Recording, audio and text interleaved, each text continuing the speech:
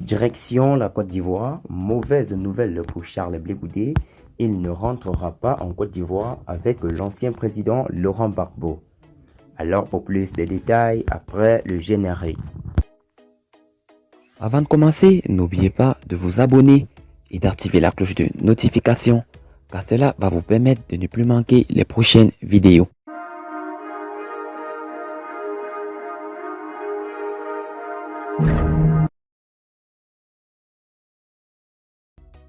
La titrologie du 22 mai 2021 tourne essentiellement autour de l'actualité politique ivoirienne.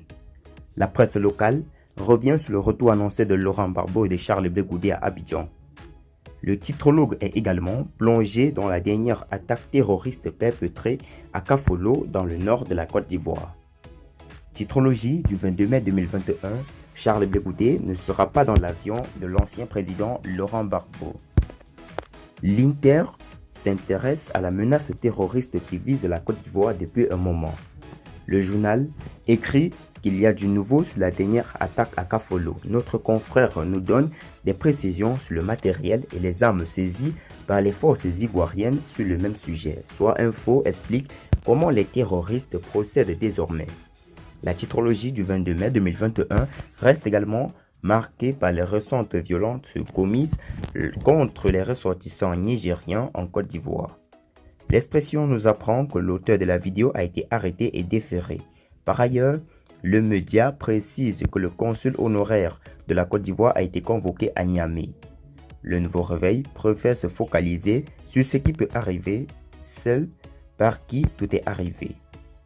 À la une de Le Nouveau Réveil, Ala Gouadio dévoile les vraies raisons et priorités du comité politique du Parti démocratique de Côte d'Ivoire. Le journal proche du parti d'Henri Konan Bédié prévient sur l'impact du délestage sur les produits de grande consommation.